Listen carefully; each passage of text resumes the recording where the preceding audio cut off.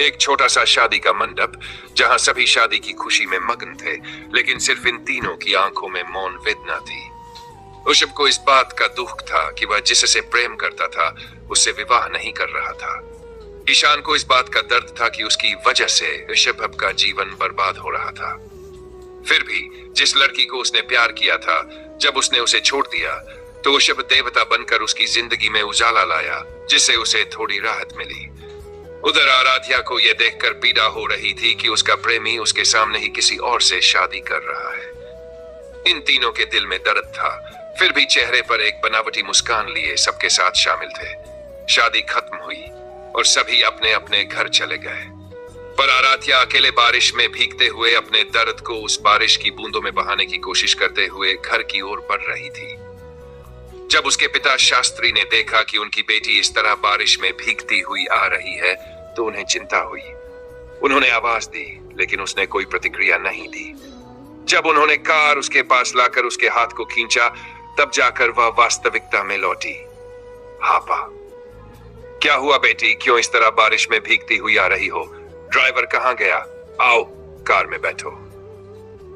Car में बैठने के बाद भी आराध्या चुपचाप गुमसुम सी बैठी रही।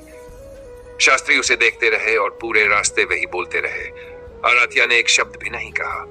घर पहुंचकर बारिश में पूरी तरह भीगी बेटी को देखकर उनकी पत्नी अंजना ने पूछा, क्या हुआ? ये इस तरह गुमसुम क्यों है? अंजना, तुम कुछ देर के लिए चुप रहो, पहले इसे कपड़े बदलने को कहो, नहीं तो बुखार हो जाएगा। ठीक है बेटी, जाओ पहले कपड़े बदल लो, नहीं तो सर्दी जुकाम हो जाएगा, कहकर शास्त्री वहां से चले गए।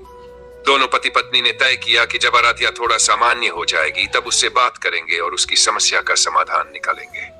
1-2 दिन बीत गए। आज तीसरा दिन था और आराध्या पूरी तरह मुरझाई हुई थी। उसे इस हाल में देखकर माता पिता का दिल पिघल गया। आखिरकार शास्त्री उसकी समस्या समझने के लिए उसके कमरे में गए। मुरझाई हुई बेटी के पास जाकर उन्होंने कहा, बेटी क्या हुआ? तुम इस तरह क्यों हो? अगर तुम कुछ नहीं कहोगी तो हमें कैसे पता चलेगा कि तुम्हारी परेशानी क्या है? मैं तुम्हारे लिए सिर्फ पिता नहीं, तुम्हारा सच्चा दोस्त भी हूं। मुझसे नहीं कहोगी? क्या मैं तुम्हारे लिए इतना भी मायने नहीं रखता? क्या तुम्हारे लिए तुम्हारी समस्या हमसे ज्यादा बड़ी हो गई है? पिता की बात सुनते ही आराध्या का सब्र टूट गया। वह उनसे लिपटकर फूट फूट कर रोने लगी और बीच बीच में टूटे शब्दों में सब कुछ बता दिया। बेटी की बात सुनकर शास्त्री को गहरा दुख हुआ। उन्होंने उसके आंसू पोंछते हुए कहा, चिंता मत करो बेटी, भगवान जानते हैं कि किसे क्या देना है। अगर वह एक चीज छीनते हैं तो दूसरी उससे भी अच्छी चीज जरूर देते हैं। तुम्हारे जीवन में उससे भी अच्छा लड़का आएगा। तुम इस तरह परेशान रहोगी तो हमारा क्या होगा?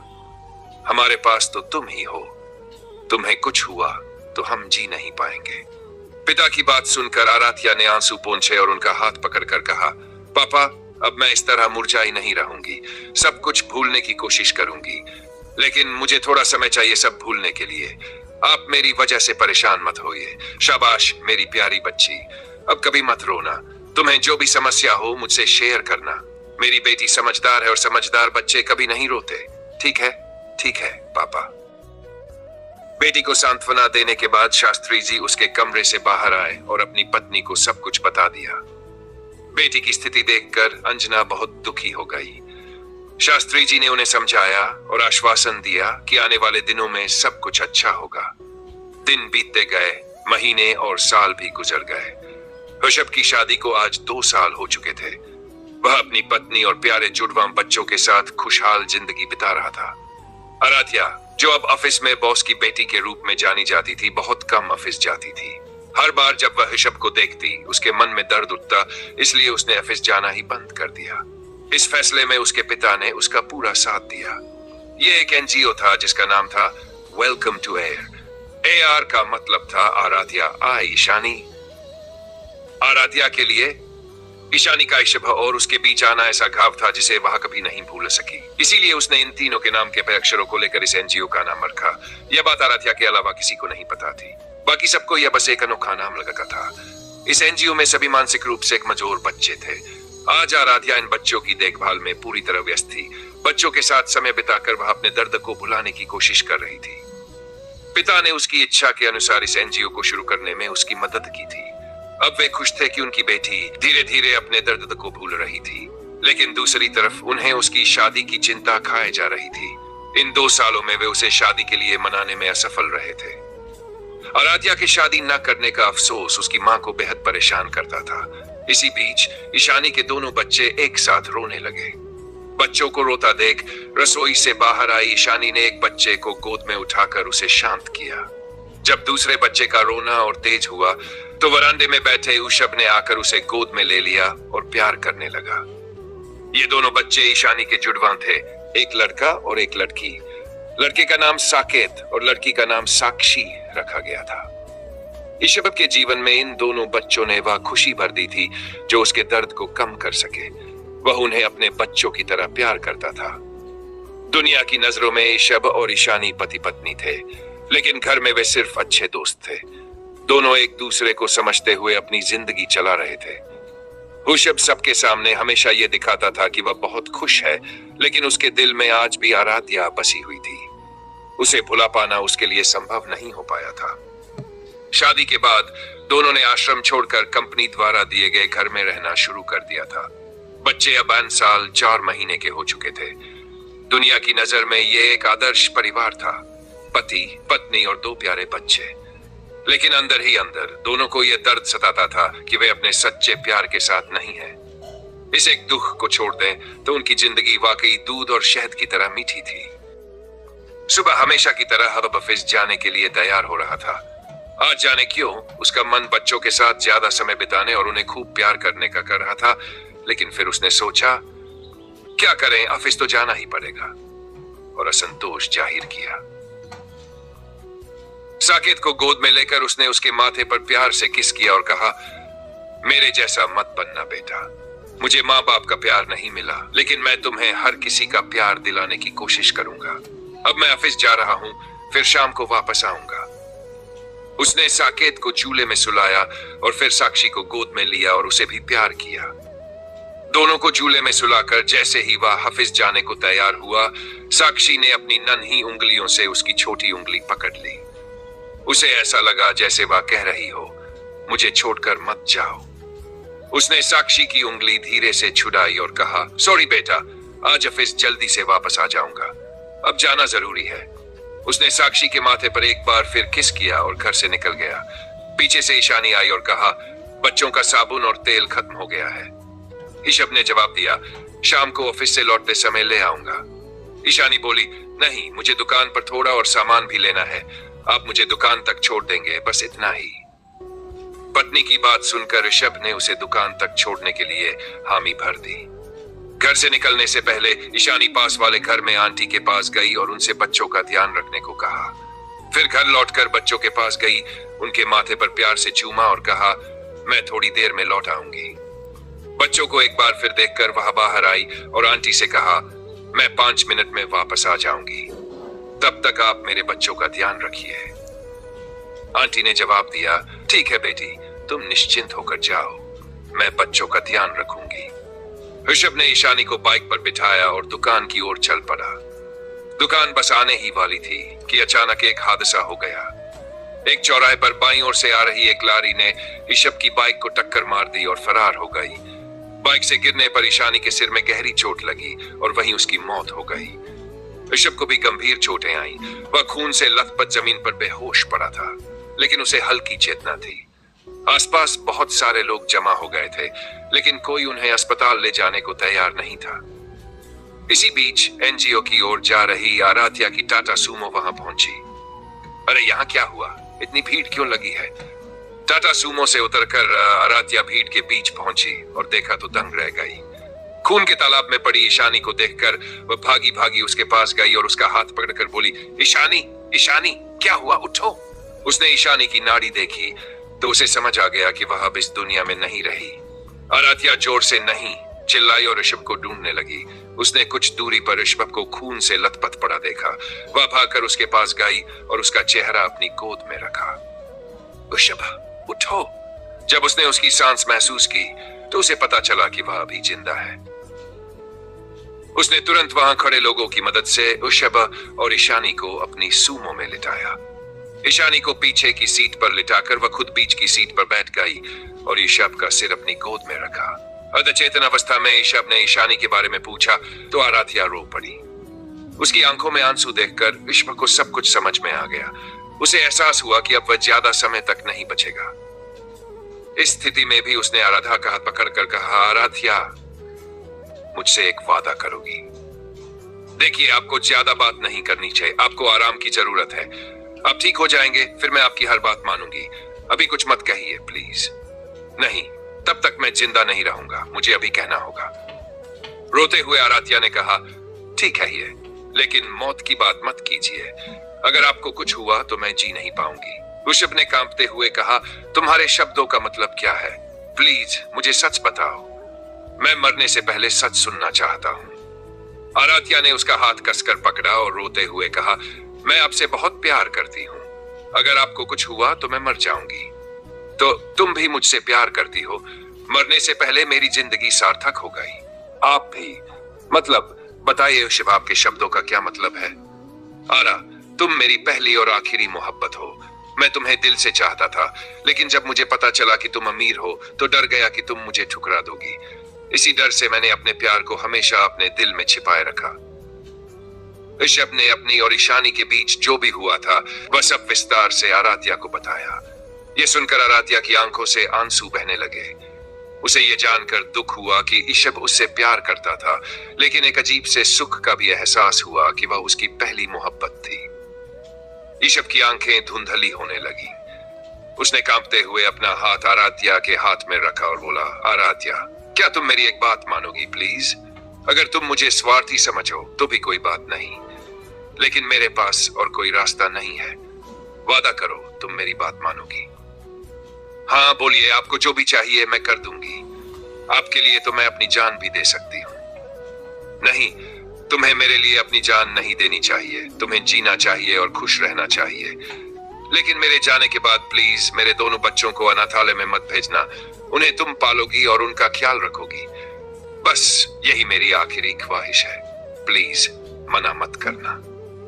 रोते हुए ऋषभ की यह बात सुनकर आराध्या को ऐसा लगा जैसे आसमान उस पर टूट पड़ा हो। उसने भरे गले से कहा, जो आप कह रहे हैं मैं वही करूंगी, लेकिन आपको ज्यादा बात नहीं करनी चाहिए। अस्पताल बस थोड़ी दूर है, सब ठीक हो जाएगा। नहीं आराध्या, मैं अब नहीं बचूंगा, लेकिन तुम्हारे इस वादे ने मुझे सुकून दिया है। अगर फिर से जन्म हुआ तो मैं तुम्हारा बेटा बनकर जन्म लेना चाहूंगा। पति बनने का सौभाग्य नहीं मिला, लेकिन कम से कम मां का प्यार तो मिलेगा। उसने कांपते हाथों से आराध्या के चेहरे को छुआ और कहा, आई लव यू। और इतना कहते ही उसकी सांसें थम गई। उसकी बेजान उंगलियां आराध्या के चेहरे पर ठहर गई। ऋषभ, ऋषभ, ऋषभ। आराध्या ने उसे एक सकड़ पकड़ लिया और जोर जोर से रोने लगी। अस्पताल पहुंचने से पहले ही ऋषभ इस दुनिया को अलविदा कह चुका था। अनाथालय के लोग और ऋषभ के ऑफिस के साथ ही सबके सामने ऋषभ और ईशानी का अंतिम संस्कार किया गया। जलती चिता के सामने खड़ी आराध्या फूट फूट रही थी। उसके पिता ने उसे संभाला और घर ले आए। अगले दिन आराध्या अनाथालय गई और वहां के नियमों के अनुसार ऋषभ के दोनों बच्चों को गोद ले लिया। 1.5 साल के उन दोनों का बच्चों साकेत और साक्षी को जब अपने घर लाई तो उसके माता पिता हैरान रह गए। आराध्या ने अपने माता पिता को अपने और ऋषभ के बीच की सारी बात बताई। अपनी बेटी की बात सुनकर वे उसे मना नहीं कर पाए और बच्चों को अपने घर में रखने के लिए तैयार हो गए। समय बीतता गया, महीनों ने सालों का रूप ले लिया। आज आशिबा को इस दुनिया से गए पूरे 12 साल हो चुके थे। सुबह के इस बजे अलार्म की आवाज से आराध्या जागी। उसने अलार्म बंद किया और बिस्तर से उठकर पास में सो रहे बच्चों के सिर पर हाथ फेरा और उनके माथे पर किस किया। साकेत, साक्षी उठो, बज गए, स्कूल जाना है। मम्मी थोड़ी देर और सोने दो, स्कूल बाद में चले जाएंगे। दोनों एक साथ बोले और वापस सो गए। मेरे प्यारे बच्चे, लेकिन उठ जाओ, मम्मी को और भी काम है, जल्दी उठो। दोनों बच्चे बिस्तर से उठे और आराध्या ने जल्दी जल्दी उन्हें तैयार किया और स्कूल छोड़ने के लिए तैयार हो गई। ऋषभ के जाने के बाद आराध्या ने साकेत और साक्षी के लिए माँ और पिता दोनों का प्यार दिखाया। घर में कई नौकर चाकर होने के बावजूद बच्चों के सारे काम खुद करती थी। उन दोनों बच्चों को यह नहीं पता था कि उनके असली माँ बाप कौन है। उनके लिए आराध्या ही उनकी माँ थी। दिन रात वह दोनों बच्चों की देखभाल में लगी रहती थी। आराध्या के माता पिता शास्त्री और अंजना उसकी शादी को लेकर चिंतित रहते थे। अंजना तो उसे बार बार शादी करने के लिए कहती रहती थी, लेकिन उन्हें उम्मीद थी कि उनकी बेटी एक दिन शादी जरूर करेगी। उन्हें ये नहीं पता था कि आराध्या के दिल में आज भी ये शब्द बसा हुआ है। उसके दिल में केवल वही था। उसने मन ही मन तय कर लिया था कि वह कभी शादी नहीं करेगी। डाइनिंग हॉल में आराध्या अपने बच्चों के साथ नाश्ता कर रही थी। उसी समय शास्त्री जी भी वहां आकर बैठ गए। दादी, आप कहाँ हो? जल्दी से नाश्ता लेकर आओ, साकेत ने अपनी मासूम और तोतली आवाज में दादी को पुकारा। दादी, अगर आप जल्दी नहीं आई तो मम्मी लेट हो जाएंगी, साक्षी ने भी अपनी बात जोड़ दी। आ रही हूं बच्चों। ये लो साकेत, तुम हॉर्लिक्स पी लो। साक्षी, तुम भी इसे पी लो, अंजना जी ने प्यार से कहा। ठीक है दादी। दोनों बच्चों ने खुशी खुशी सिर हिलाया। तीनों ने नाश्ता खत्म किया और जाने के लिए तैयार हो गए। बाय दादी, बाय दादू।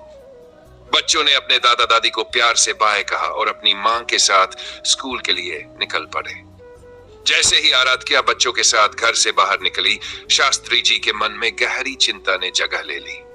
उन्होंने भारी मन से कहा, इतनी संपत्ति होते हुए भी अपनी बेटी की शादी नहीं करवा पा रहा हूं। ये कहते हुए उनकी आंखों से आंसू बह निकले। उनकी पत्नी ने उन्हें दिलासा देते हुए कहा, आज नहीं तो कल हमारी बेटी जरूर मान जाएगी, बस थोड़ा और इंतजार करना होगा। पत्नी की बात सुनकर शास्त्री जी का मन कुछ शांत हुआ। स्कूल के पास पहुंचकर आराध्या ने अपने बच्चों के माथे पर प्यार से चूमा और कहा, बाय बच्चों, अच्छे से रहना, बाद में मिलने आऊंगी। ठीक है मम्मी, आप भी अपना ख्याल रखना, बच्चों ने जवाब दिया और स्कूल के अंदर चले गए। स्कूल से निकलकर आराध्या सीधे अपने एनजीओ की ओर बढ़ गई। अपने बच्चों को स्कूल भेजने के बाद अब उसका ध्यान उन बच्चों की ओर था जो उसके एनजीओ में रहते थे। वहां इस समय 35 बच्चे थे। उन सभी की देखभाल में वह तल्लीन रहती थी। इन 35 बच्चों में ईश्वर के दोनों बच्चे भी शामिल थे। आज आराध्या 10 बच्चों की मां थी। भले ही उसने खुद कभी किसी बच्चे को जन्म नहीं दिया, लेकिन वह इन बच्चों को अपनी सगी मां से भी अधिक स्नेह और प्यार देती थी। एनजीओ के बरामदे में पत्थर की बेंच पर बैठी आराध्या को आज भी उसकी यादें बेचैन कर रही थी। उसकी यादें कितनी प्यारी है। उसके लिए ही मेरा ये जीवन है, मेरे दिल में किसी और के लिए जगह नहीं। उसकी यादों को मैंने अपने जीवन का हिस्सा बना लिया। किस्मत का खेल भी अजीब है, कभी वह उसे मिलवाती है तो कभी उसे इस दुनिया से दूर कर देती है, लेकिन उसकी कुर्बानी की निशानियां मेरे साथ है। उनके लिए ही मेरा हर पल समर्पित है। अपने मन के दर्द को कम करने के लिए आराध्या कविताएं लिखती थी। जब भी उसका दिल दुखता, वह अपनी भावनाओं को कागज पर उतार देती। उसकी कविताएं उसके दर्द की मूक गवाह बन चुकी थी। आराध्या एक ऐसी महिला थी जो अपने त्याग और दृढ़ संकल्प के लिए मिसाल बन गई थी। कविता खत्म करने के बाद आराध्या की नजर बच्चों की ओर गई। उनकी मासूमियत और निर्दोष चेहरे देखकर वह मुस्कुराई। उनके साथ वह भी उनकी खुशी में शामिल हो गई। आराध्या को देखकर ऐसा लगता था जैसे भगवान ने उसे सिर्फ इन बच्चों के लिए ही बनाया है। ये बच्चे उसके लिए सब कुछ थे और वह इन बच्चों के लिए। उनकी आपसी मोहब्बत और विश्वास को देखकर ऐसा लगता था जैसे ब्रह्मा, विष्णु, महेश भी हैरान रह जाएं। आराध्या का वेलकम टू एयर नामक एनजीओ आज हर जगह प्रसिद्ध था। वह सबका प्यार और विश्वास जीत चुका था। यही प्यार और विश्वास आराध्या को सफलता की नई ऊंचाइयों तक ले गया। कहानी समाप्त हुई। लेखिका मोहिनी सचिन अमीन। अगर आपको ये कहानी पसंद आई हो तो इसे लाइक करें, शेयर करें और सब्सक्राइब करना न भूलें। धन्यवाद।